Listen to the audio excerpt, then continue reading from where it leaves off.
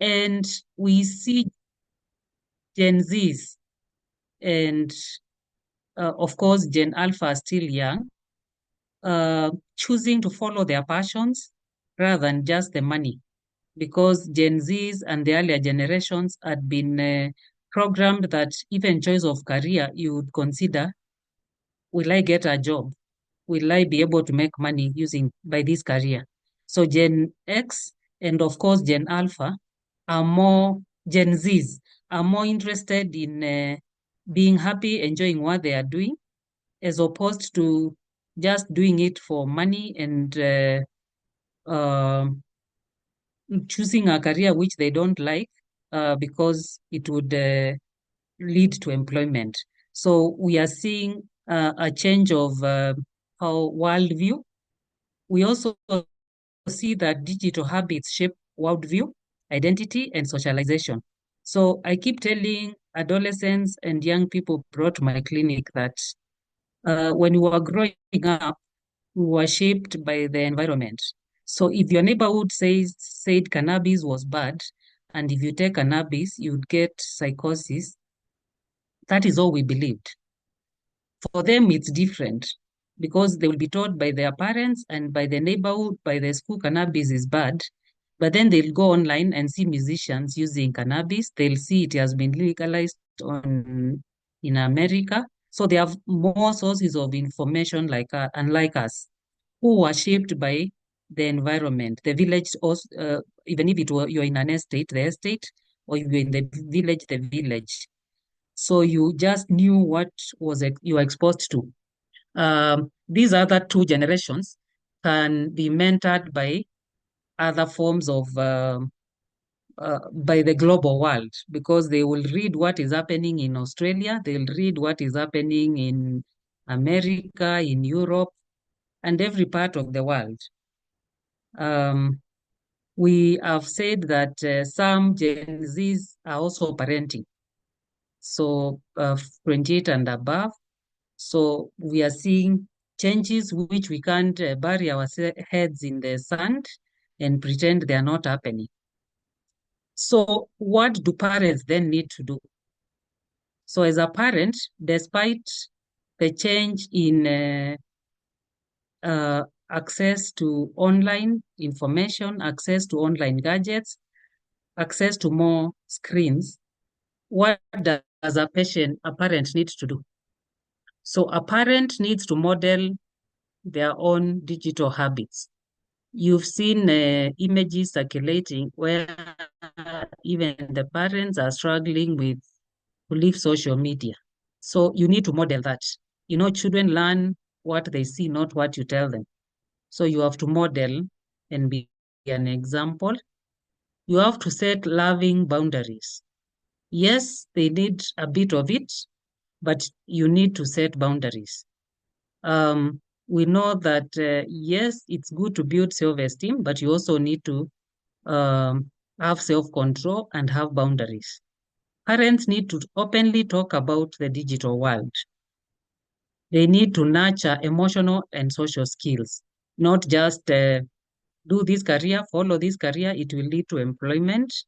So you need to nurture emotional and social skills as well. And parents also need to stay connected to faith and values. You need to have your own values, and you need to pass your own values to your children. We are saying that they are influenced globally. So you tell them this is what our morals are, but they'll go online and see other things. That doesn't mean that you stop your role. You still need to stay connected to your values. Parents also need to adapt technology as it changes, because if you don't adapt, the only thing that doesn't change is change.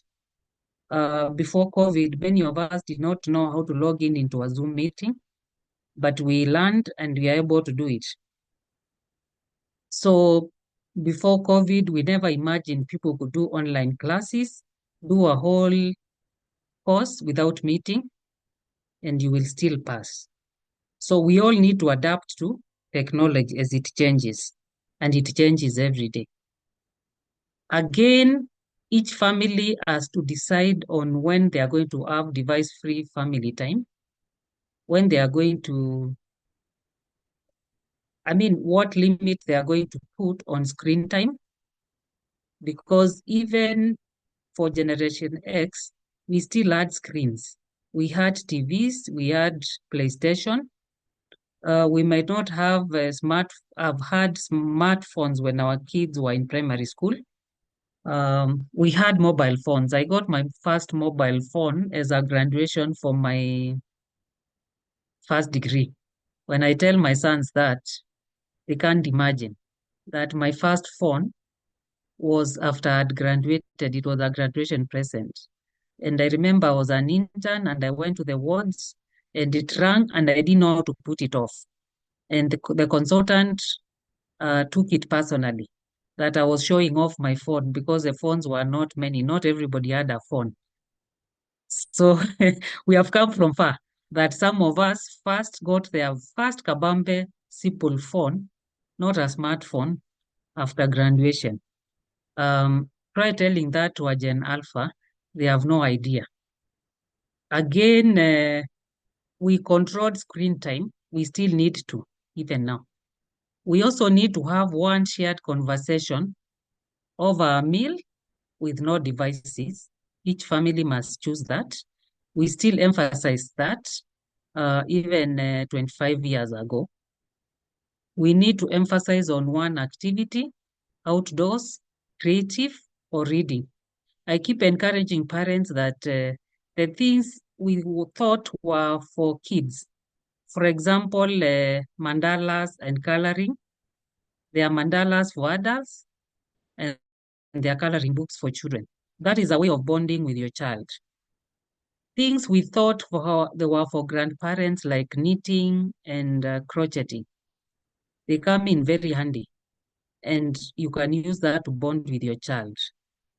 Uh, if you don't watch out, you'll find your Gen Alpha or Gen Z cannot fix a button and they have to take it to the tailor. It is real. So if you don't teach them those simple things, the things you do without any struggles, and think you are born knowing them, you need to know that they are learned. That you can have a Gen Z taking a button to be replaced by a tailor because they don't know how to do it. So those are things, reading, um, creativity. Uh, People are now moving to the things we thought cooking, preparing a meal. We used to think those things were for those who could not afford house helps, but we now know they are very helpful. Remember that as our children imitate the West, one thing which is different is that in the West, not everybody affords house help. So the kids in the West learn to do household chores, but our children do not get that.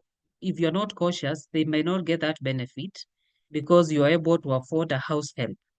So they're imitating people who are already pushed by circumstances to learn basic household chores.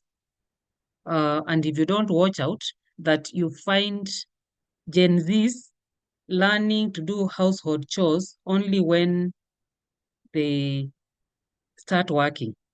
Remember that we are now seeing many of our Gen Zs being commuting from their homes to go to university. Previous, Previously, university people stayed in the hostels, so they were able to learn basic things. People went to boarding schools. They were able to learn to wash their clothes. As circumstances change, things we took for granted are getting lost. We also need to create time for passing our values and faith because I believe everybody has a belief, either through storytelling, through prayer, or whatever you believe in. Whether it's meditation, you need to create time for that.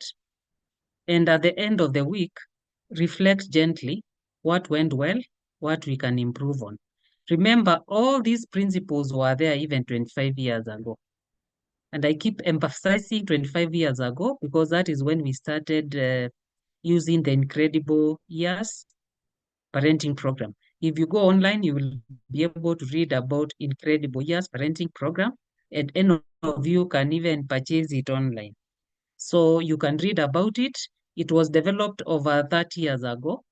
It's still being improved on, but these basic principles do not change. It is also encouraged that a gentle weekly guide to nurture connection, model balance of screen time, and anchor your beliefs is important. You need to evaluate at the end of the week how I connected heart to heart today. This could be social, and it could be emotional. You need to evaluate with your family at the end of the week. What boundaries did you put on screen time? Remember, in parenting, we encourage relationship of parent-child to be more of a pyramid, that you spend more time bonding with them. Uh, that's how you teach children how to talk, how to read, by talking to them, playing with them. And I say there are many avenues of playing and removing the screens. Board games. Board games are still available and we can be able to access them.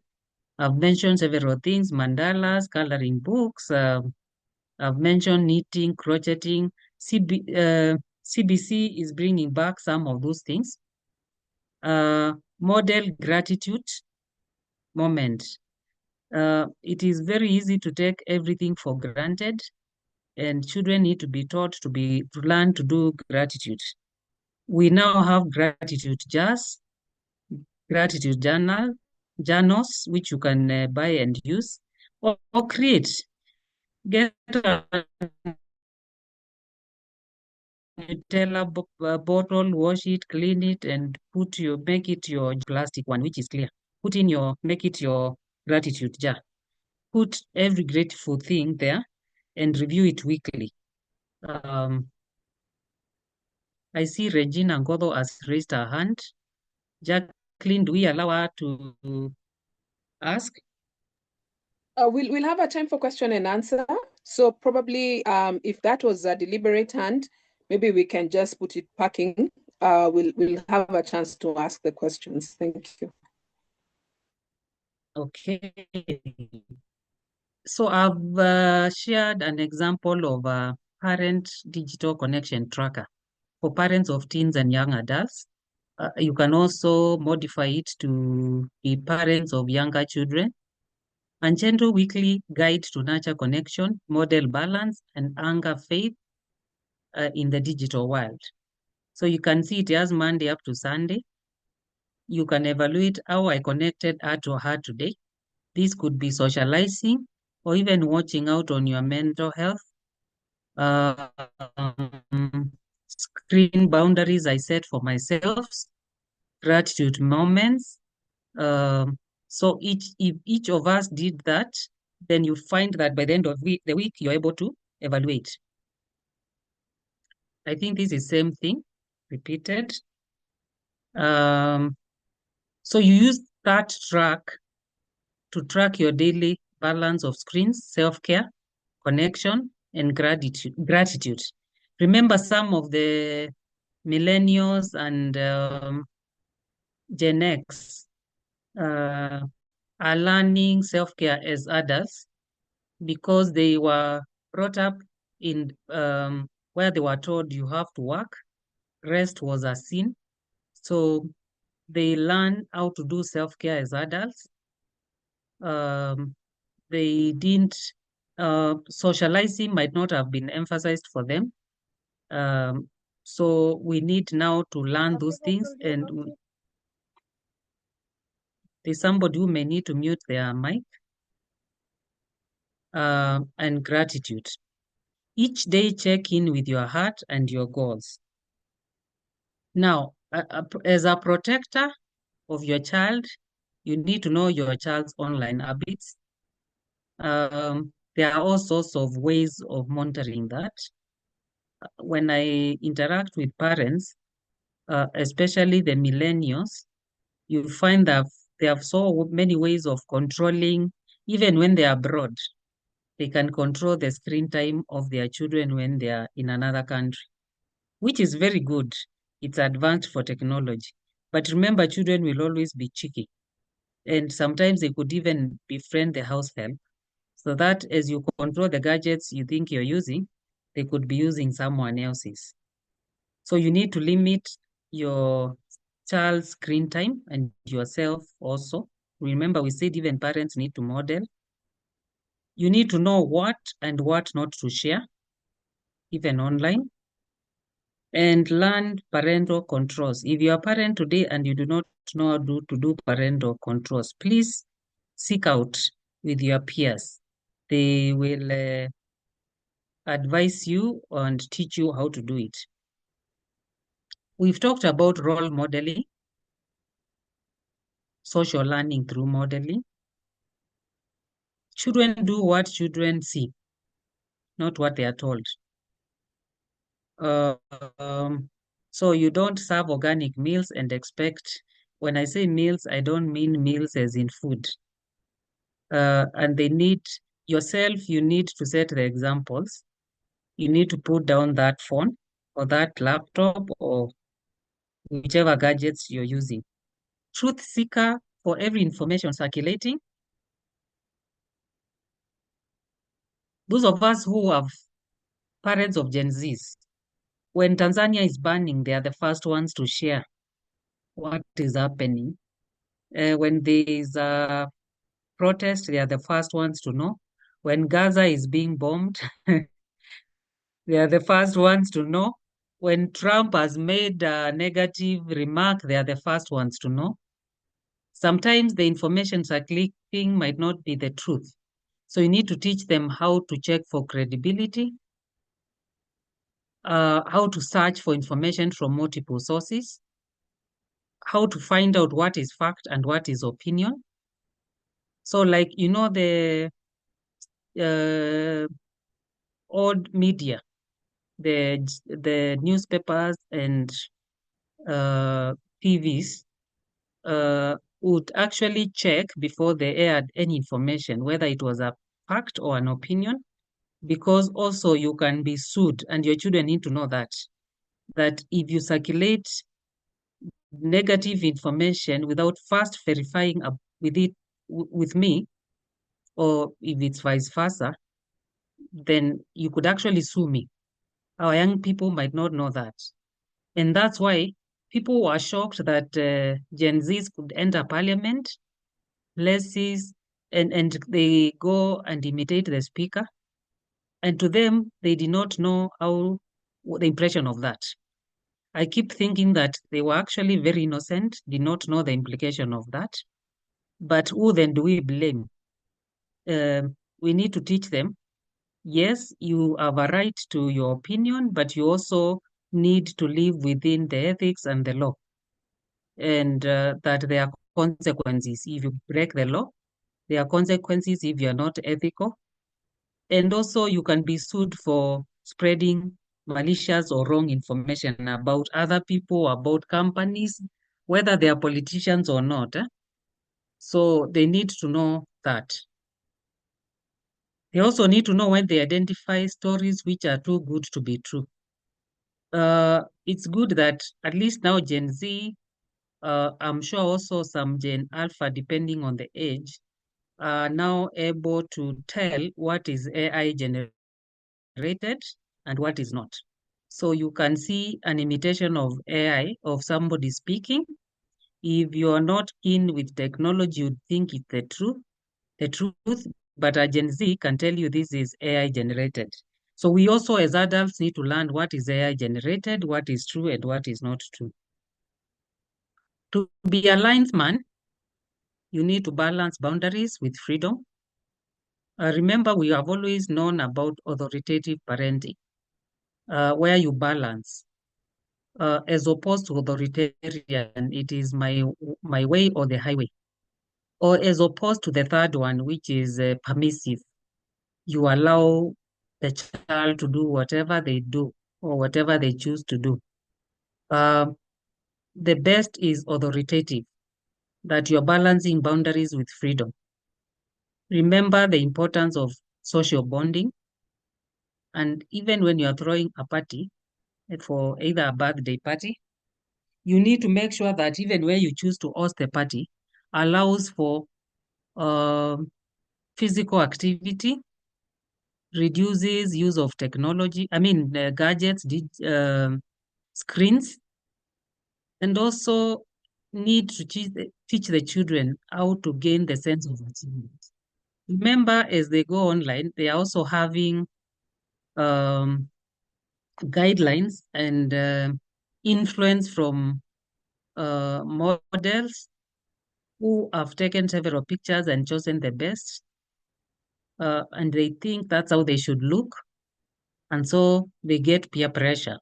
So we need to teach them how to celebrate themselves and also how to deal with peer pressure. As a parent, you need to be visionary. You need to look at the long term. You need to cultivate the child's interest and hobbies. You need to create quality time. You need to teach life skills. It is very common now to have agencies start a course at the university, and after a year, they say, this is not what I want to do. During my time, and those of us, maybe some millennials, we only had public university. You are lucky if your parents could send you to India or could organize an Arambi to take you to India, or you are lucky if you are rich enough to go to the UK. These days, we have many private universities. We have Parallel. So Parallel came when I was in the university, self-sponsored. I think it's now called self-sponsored. When it came in, we called it Parallel class. It's now self-sponsored. So our Gen Zs and Gen Alpha have a lot of choice. Unlike us, where if you didn't qualify for public university, then the only choice you had was to go to a polytechnic. And by the way, we need more technical skills. I'm not saying that university is everything. We also, in Kenya, we made every other technical college a university, which is also wrong because we need the technical skills. So it is okay to follow your career, even if you're starting at technical level. Cultivate interest and hobbies, allow them to learn their interests and their hobbies, quality time with them, and teach them life skills. Life skills, depending on where you went to school, many of the millennials and the Generation X may never have known that they were taught life skills. So even if they were accidentally taught, they were never taught, sit down, we learn life skills. Um, so these days we consciously have to talk about life skills, teach life skills. I hope CBC will provide for that. When I talk about life skills, I mean that a child should be able to understand their strengths and their weaknesses. They should be able to know how to evaluate various options and choose the best option in decision making. They need to learn how to solve problems, and they need to know how to relate. That is what I mean by basic life skills. Now, to inner child reparenting, we have said not everybody who has had everything done well. In fact, I challenge people who come to my office with mental health problems, and you ask them, how was your childhood? And they say, my childhood was perfect. I doubt there is perfect childhood, because even those who think they are perfect, maybe they were overprotected and they were never exposed to learning on their own. Some people will say, my childhood was perfect. My parents provided everything. But that's not all. We never lacked anything. That is not all. So if you check, most of us have something to heal from their childhood. You just need to search well. Uh, and some of these things will crop up when you're in a crisis or changing from one phase to another. That might be the only time you realize there were some challenges and met emotional needs. So inner child reparenting involves nurturing one's inner child through self-compassion, and addressing unmet emotional needs from childhood. Remember, some of us who grew up in strict Christian beliefs, or whether it was Muslim belief, or even went to a Christian school, that the teaching was you should love your neighbor. Okay, I know even the Bible says, as you love yourself, but it was always emphasized that you are not supposed to make yourself comfortable because before everyone else was comfortable. So when you tell people to have self-compassion, it is something some of us have to learn that I need to have self-compassion for myself. The same way you would comfort a friend is the same way you need to comfort yourself, is the same way you need to talk to yourself. And so inner child reparenting allows you to address unmet emotional needs from childhood. It empowers individuals to heal past wounds, fostering personal growth and emotional resilience. Some of the techniques could include positive self-talk, like learning how to talk to yourself positively. So many people grew up with background of criticism. There's a generation of parents that believed if I criticize you, then you will improve. And the contrary is out of every 10 statements you say to your child, 8 of them should be positive and 2 negative. But some of us came from households that did not understand that. So to them, criticism was how you are supposed to improve. Being called names is what would make you change. And some of us are passing the same to our children. So we need to learn to include positive self-talk, be mindful of how you feel, establish health boundaries, and to support your own well-being. So basically, that is what is involved in inner child reparenting. I'm not sure whether that slide is clear. Just several points on inner child, daily things for inner child reparenting. So it is daily inner child reparenting practices. So if you are reparenting yourself every day, remember to talk to yourself with self-compassion. That is gentle self-talk. Remember to check in with your inner child. When you're afraid, ask yourself, what is making me afraid? What is it that um, went wrong when I was a child?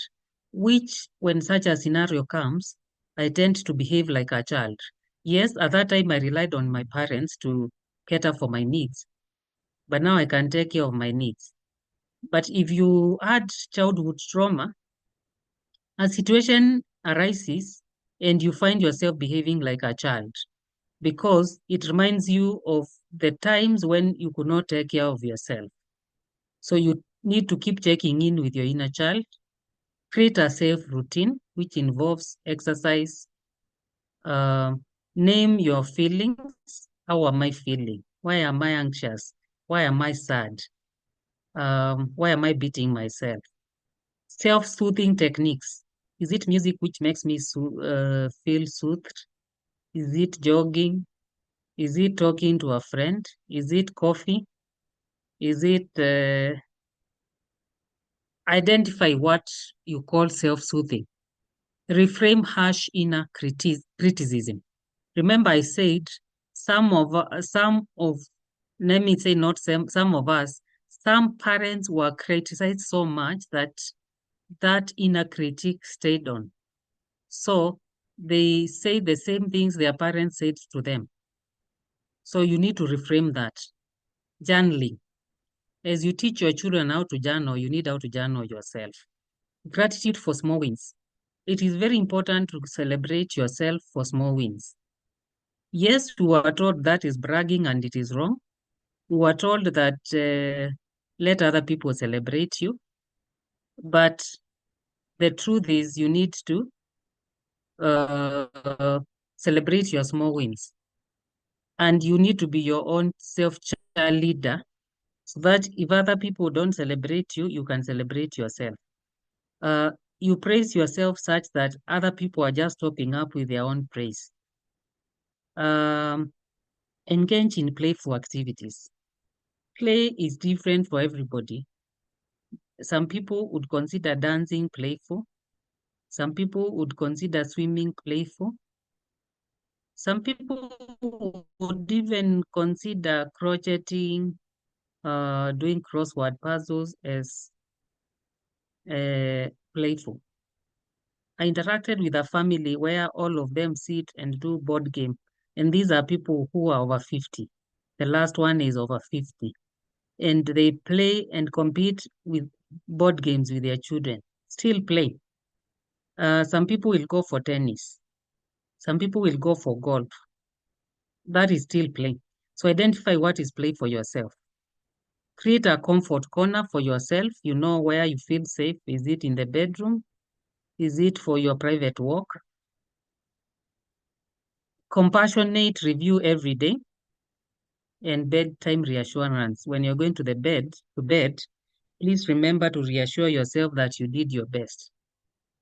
Um, I think that is all from me. Uh, I thought it would be good for all of us to. We have 10 minutes only, but we started late. So, Jacqueline, we can take up discussions and questions. I see it's 7:50. We have 10 minutes, but we started 10 minutes late. But we have 10 minutes for questions. Thank you so much. Lawrence Derry has raised his hand. The CEO has raised his hand. Thank you so much. Yes, we can go ahead. Dr. Derry, you can ask your question. Thank you, Jackie. Now, Dr. Syengo, thank you so much for that presentation. We are learning, and I joined a little bit late after you had started. After you had started, Yes. I just wanted to know from research, and is there a specific amount of screen time that is considered adequate? Like, can you say 2 hours, 3 hours in 24, I mean, in a day? Is there any recommendation as to what would be considered as adequate screen time? That is number one. Then number two, when you say talk to yourself positively, you know, how do you how do you learn to do such things? Do I need to go to a psychologist to teach me how to talk to myself? Because it is not as easy as it sounds. Thank you very much. Now, screen time, are we talking of our children or are we talking about ourselves? We know as an adult, depending on the nature of work you do, sometimes you might be completing a proposal or project. You may need more time on your screen. But for children, you actually have to set the amount of screen time.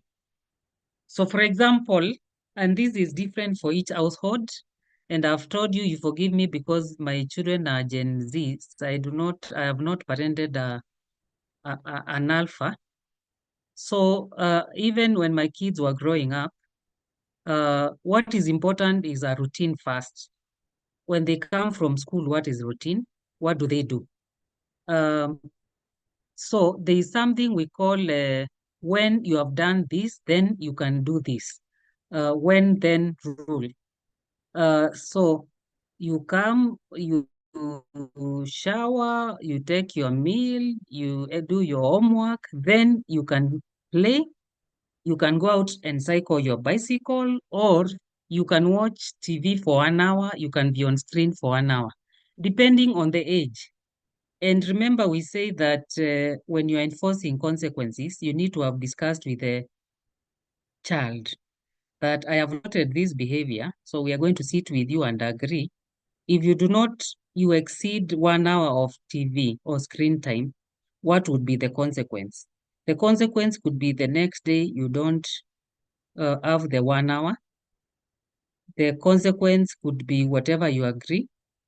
The consequence could be that you will not go do your favorite activity on weekends. Remember, we also emphasize shaping behavior with the praise and reward. Sometimes you could also reward the keeping to the screen time with stars, and at the end of the week, you withdraw those stars and convert it to a gift you can afford. Sometimes it might be just going to play out with your friends, going to the mall, going to the salon for those who have daughters. Uh, it is different for each person. Holidays are here. I understand some parents have their kids for more than 2 months and they do not know what to do with them. They want the teachers to be with them. So over the holidays, the screen time might be more, but it has to be balanced. This is the time to teach household chores. So, and this is the time to use when then. When you have ironed your clothes, when you have washed the utensils, then you can watch TV. When you've done your homework, remember the same way in schools we have timetables, at home we need to have routines. We also have to have household rules which are written sometimes.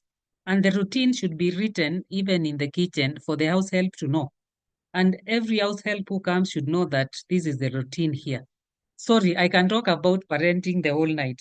Derry, the second question was on what?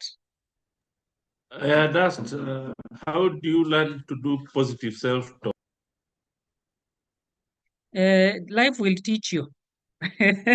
Because you discover if you continue criticizing yourself, then you attract a negativity and that is becomes you. So life teaches you the hard way. Of course, the best way is to go through therapy, to go for therapy. But many people don't go for therapy when they are okay. They go to therapy when they're in a crisis. So on a later note, life will teach you because you'll discover you talk to yourself negatively and you get negative results. Yes. Thank you very much. Anyone else There was with a a hand. question? There was a hand that was up earlier. There was a hand that was up earlier. Is in the chat. Somebody is asking, is it that awareness and awareness and Gen Zs and Gen Alpha know about mental health? Many of the Gen Zs say, my parents do not even understand mental health.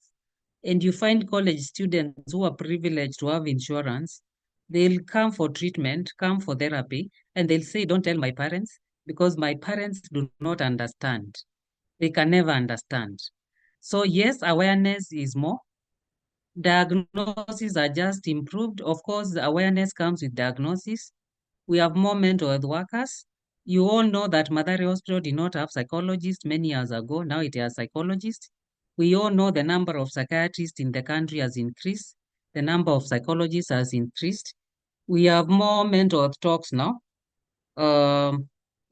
So awareness has increased and therefore diagnosis has improved. Remember, those of us uh, who have been long in mental health practice, ADHD was commonly diagnosed in adults because it was missed in childhood.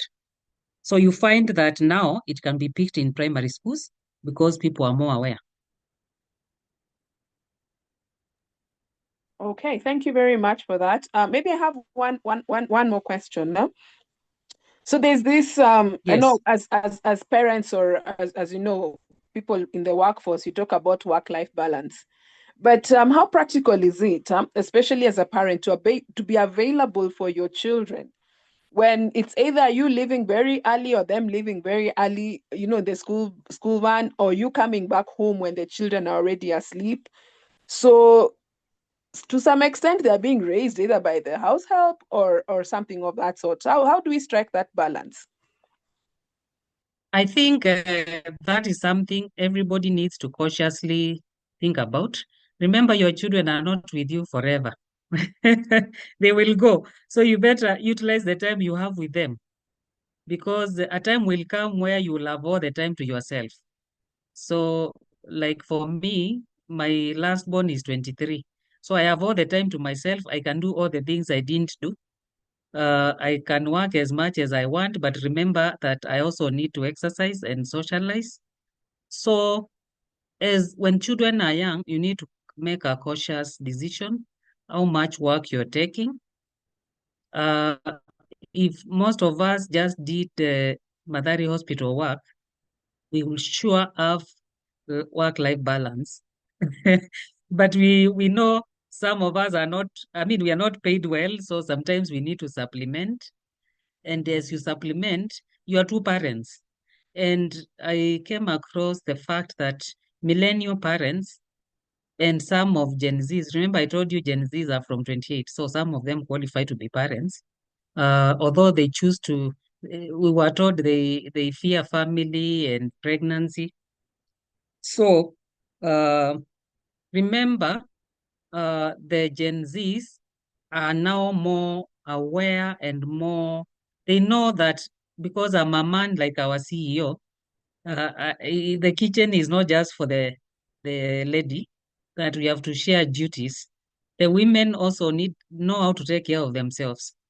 Uh, some people were surprised that a lady who has just come from maternity leave would say, "Today I'm not going home early. It's my husband's duty to take care of the baby. I've expressed milk, so today is my day out. I don't have to go home early." So Gen Zs and millennials know how to take care of themselves. You are two parents, so you can alternate. If you're busy, then the other parent can create more time. And you can actually work out such that when your children are younger, you create more time. And as they grow, they will need you less. And one day you'll have all the time to yourself. Yes. Okay, thank you so much for that tip. I think it's important that we take note of that so that, we may not repeat the mistakes that probably happened in our upbringing. So is there anyone else with a question? We need to wind up now. It's 8 o'clock. Anyone else with a question or a comment?